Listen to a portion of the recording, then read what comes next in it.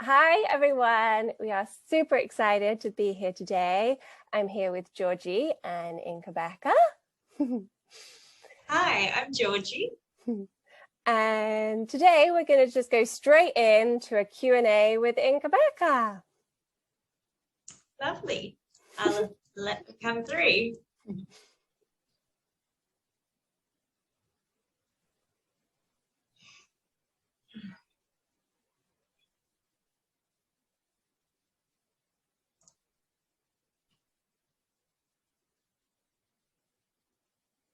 Hello, sweet souls. We are Inkebeka. We are excited to chat with you today, Kate. What topic do you have for us today? So I have today, Inkebeka, I'm excited to chat to you too. I have the soul and the journey of the soul. One of our favorite topics. We wish all humans understood this journey. Right? So I would actually just like to start with my first question is, what is a soul? A soul is a piece, a fragment of the divine. It is a piece of God energy that has been fragmented into smaller pieces, but is still just as much part of the whole. Pretend you have a slab of chocolate that is God. We know this is probably a first, chocolate being metaphor-sized as God, but It's delicious. Pretend a piece of chocolate, a whole slab is God. Then you take a piece that is like a soul. It is still just as much chocolate, it's just a smaller piece. So a soul is energy, cannot be created or destroyed. And it is basically a formation of God in a smaller piece, experiencing all that is from its own perspective. Okay, I love that. I really enjoyed the chocolate analogy. So does everybody on earth, everything on earth, embody a soul?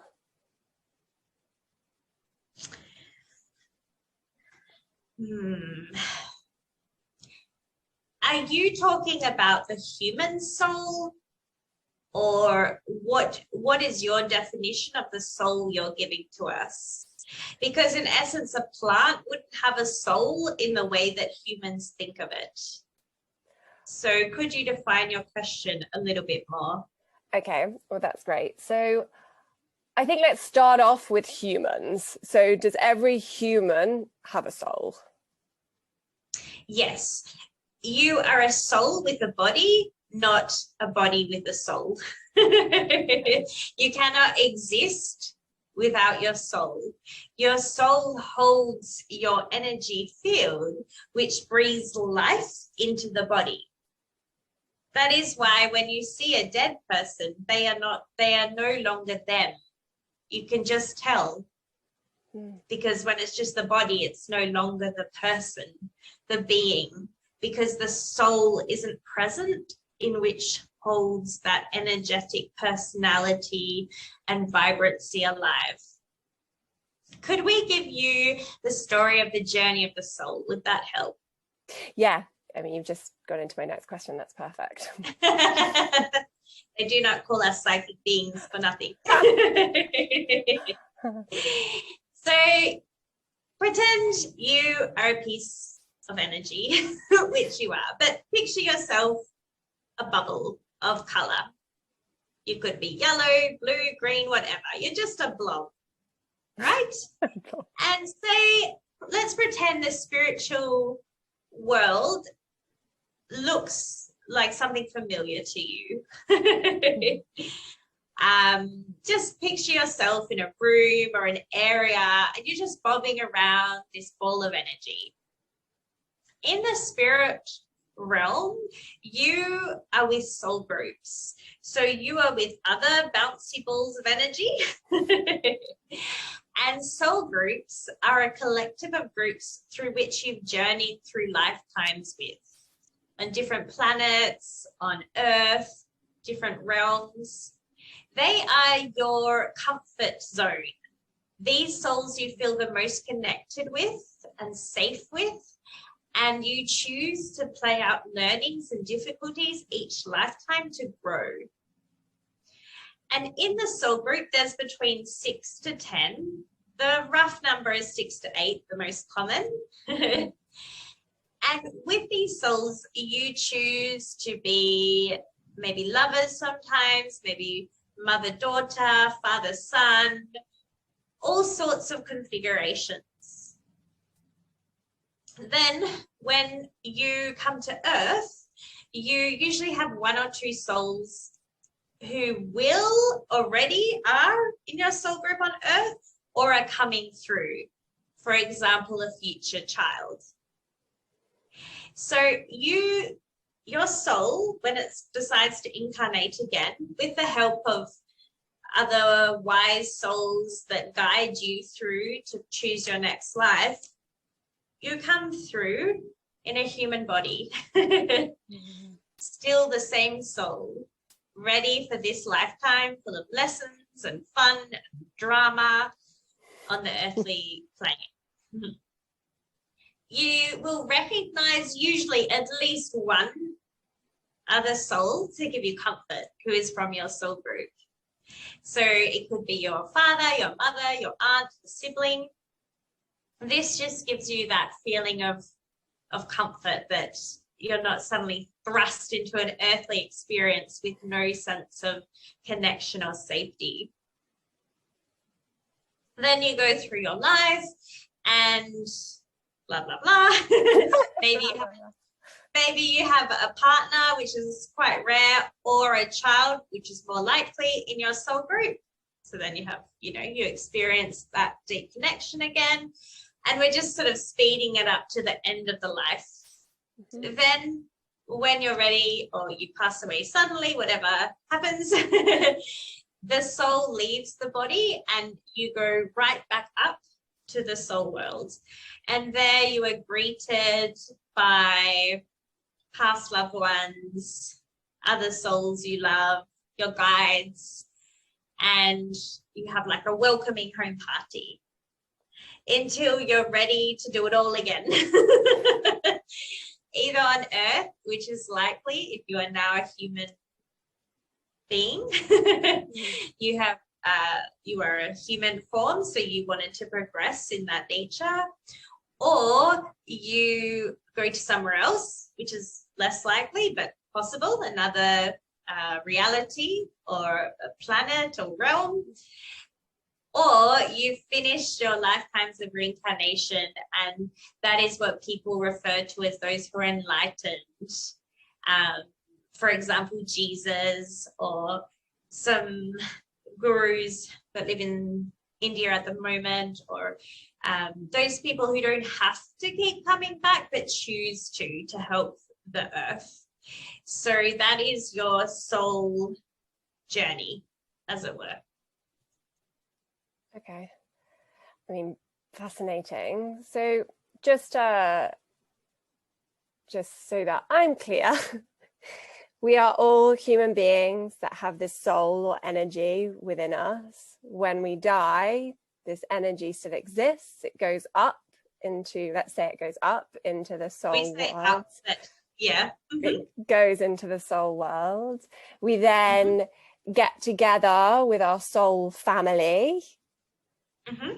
What do we do then? What are we just existing? What happens then? So between lifetimes, if you want to put it like that simply, it's more complicated, but if we're trying to simplify things, you are learning. Actually, you are having lessons, not quite in the same as school. School, often people think of they didn't want to learn. So school comes with a negative connotation. But here you are learning lessons that you want to learn, that you're interested about. So it comes with a passion, and different souls have different personalities, as you see in human form. It's the same in the soul world. So different souls are trying out different things according to their interests. For example, Kate, you love animals. I do. On Earth. And your soul is working with animal souls. That is what lights you up. So that is just for an example. You are doing something different to other souls, which could be more musically inclined and interested in the vibration of sound and learning that, or interested in learning how to mold matter using the energy. So there's so many different things, and that is quite a big topic. But just pretend it's like a massive school and you can learn anything you want. You are just existing in a soul form, so the lessons are different to what they would be on Earth. And how much, when you look and see the energy, is your soul personality represented in your human personality? 70% we're going to go with. So quite a big percent then. So that you see a lot of similarities in people. It's very rare that you have, say, a shy, meek person and a massive, outgoing soul. It doesn't quite match. But for example, someone might be a female on Earth and quite outgoing and vivacious, but have a masculine energy that is a stronger presence. But they still maybe laugh and joke easily like the soul does. So there's some correlation, but it's not 100%. You wouldn't necessarily say, oh, this soul would have created this person. That you could definitely see the resemblance. Okay. Yeah, that's really interesting. I think just the point that souls have personalities, I think for me is just uber fascinating, and actually gives me quite a lot of comfort in a way that we don't exist and go into nothing. We still go into us. Like there's still fun there. Absolutely. And you go into a bigger form of you, if that makes sense. Like you are just a fragment of all that you are. So your, if you want to call it personality or depth, is so deep and vast, because your soul is the accumulation of the lifetimes, of the learnings, of the interactions you have been a part of. So you are this divine, strong energy, not just you, we're talking about everyone. And you might be a shyer version of that or a more presencing soul, in that more people notice when you arrive, but you're still a deeper version of who you are now. Not to say that you're less than as a human, it's just that you have access to all that you have lived. So of course your soul and being would be more have more nuance to it, and you've experienced the masculine and the feminine, so you're not just one gender or one being as you are on Earth. Does that make sense? Yeah, that does. Yeah, and I love that. Okay, so if we carry on just on the journey, we've gone back up, we've done our learnings, we're having a great time.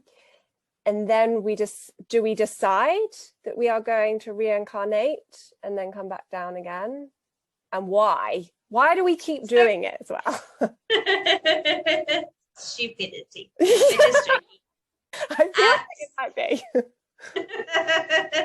Always when humans are having a bad time. Why? Even those who believe in reincarnation, why did I choose this life? What a shit choice. Right. That's all for another day though.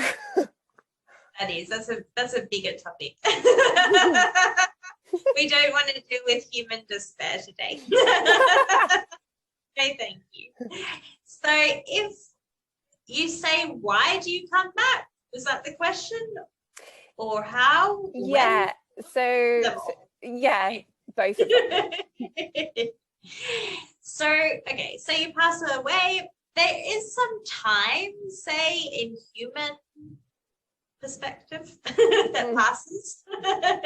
We know that time that does not exist is very hard for humans, so we'll try and give our answers in a way that's understandable. Thank you.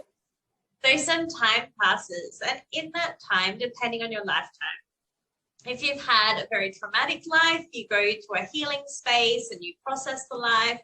If you've had quite a good life, you just review it and see the odd tweaks for the next life. So basically, you're reviewing your life with your guides. You sit, so to say, and watch like a 3D version of your life. This is what happens when you pass away. And you sit there and you watch all the interactions you've had, and it's almost like a sped up 3D movie of your life, and you're able to feel the feelings you've given out to others, the feelings you've had from them, the actions and reactions of every single thing you've done and thought and said on earth. And we know that seems like a lot. That is a lot. That is a lot. But it's done with kindness and love, and it's exponential in learning because you pick things up so quickly. You're like, oh, that one kind deed had this ripple effect. That one terrible thought didn't do my body any good. So you see how your life has been. Don't stress, you don't have to be perfect. Your guides and those who sit with you to watch are aware that you're not perfect and doing your best. Intention goes a long way in the soul world as well. So your intentions are good. Yeah. Okay, so don't interrupt us because we're on a flow. So that's the end of your life, right? You review it, blah, blah, blah. Then some time passes, you go, so to say, you go with your soul group, you have some lessons, you're like, oh, I did that on Earth, and you have a little chit chat and a catch up. That was fun, that wasn't so fun, maybe next life this, maybe next life that. You sort of talk around with the souls.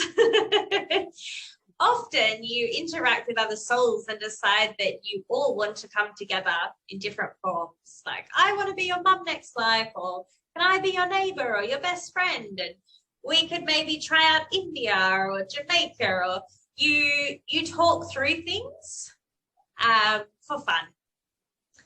Then ultimately, you feel a knowingness in you. And if you don't listen to it, your guide will come and nudge you, or guides, if you have more than one. They'll be like, come on, it's time for another life. You know it. You'll be like, yes, I know it. Or a bit more joyful and you're excited and you're like, yeah, I'm bored here. Let's do this. Then you go and you sit with very wise, enlightened souls. And we use the word enlightened carefully because it's not quite how people picture it to be. They put sometimes a lot of pressure to be enlightened if they're a human. Yeah. We don't mean it like that. We just mean that they are souls who have lived longer than you, let's say. Okay. And they're able to, again, sit with you and guide you and decide what the next life will be and will be good for you. And that's when you can make a proposal. You can also be like, oh, I was chatting to so-and-so soul and so-and-so soul, and they wanted to be a part of it. And we call them the elders, whatever you'd like to call these wise souls. They will agree or disagree. They will give you options. Usually you'll know when it's time to be a certain sex or gender or non-binary, whatever you'll be on Earth. There'll be a knowing. If you've been a male too many times, or not too many times, just a lot, it'll be then time to be a female. Or vice versa, or if you want to have a play with sexuality or to learn something, you'll pick non-binary, homosexuality, the different genders, sexualities, basically from whatever knowing you're coming from and what you want to experience. Then from that point of view, you'll be given options of bodies. So you'll be given according to what your learnings are again. And this may be based on race. You might be, your life might, you want to experience a different race or have part of that as your journey or not. So you have usually a choice of 3 bodies that the elders help prepare you for. You get to then choose from that, and your guide will help you if you're feeling confused. Or usually you'll have like a wanting, oh, I want to try that one out. So that is the life choosing process. Then from that perspective, you'll know when you'll be born, what country, what culture, what language you'll speak, what color you'll be, what ethnicity, sexuality, orientation, gender orientation, all of that. You'll know before you're born. Then you are born into the life and it starts all over again, as we previously said. Wow. Okay. That's a lot to digest. That is a lot to digest. But I think it's kind of clear in the cyclical nature and the visualization that you've given us. So thanks for that. I think this will be quite a good time to end, but I have just one last question or one last tip that you could maybe give us human beings on Earth right now. So this all sounds amazing. Like, to me, it sounds great, sounds wonderful. Woohoo, we get to go back, there's life after death. But when you're embodying this human experience, that can seem just so distant. So is there any advice, or as I said, actions that we could take just to kind of lean into that possibility a bit more? Well, knowledge is helpful in that it comforts, right? So you have the emotional side of your life, spiritual and mental. So this knowledge comforts your mental state and your soul, right? But maybe not necessarily an emotional state, because you're still human after all. Yeah, and most people, I think, just go, I don't believe this. Or oh, well. That's not our problem. Don't listen to us then, it's fine. But in allowing this information to seep through your brain, as it were, if you hear it again and again, we do think it gets to an emotional level with repetition, because your soul can register what's true and what's not, and it can give you a peace that life goes on. Because we know you say it's distant, but actually it's not that distant, in that humans fear death a lot. There's a lot of unknown, and it is a big fear on the earth at this time. We can feel this fear. The media, everything is pumping the fear of death. So it's not as distant as you think. And if you can just listen to the story of the life cycle, maybe hear it again, maybe read about it, we do think it will get to an emotional level, because life is what it is. Yeah. You don't have to believe us. You can follow your intuition, and your intuitive knowing will hear our words and either accept them as truth or not. And if you're able to, it can bring a deep sense of comfort. If you don't believe us, if you hear the words and it still doesn't make sense, then we always give meditation as the answer. Meditating will bring you back to your own knowingness, and then you will find out your own answers that feel true to you, and that way you can also get comfort that your soul is eternal in whatever format you wish to believe it is. Thank you. I love that. Thank you so much. Pleasure. Thank you so much for sharing this time with us today. Just greatly appreciate it. I can hear this story again and again and again. So what you just said then really resonated with me, because it always gives me comfort. Lovely. Have fun. Pleasure talking with you. Bye. Bye.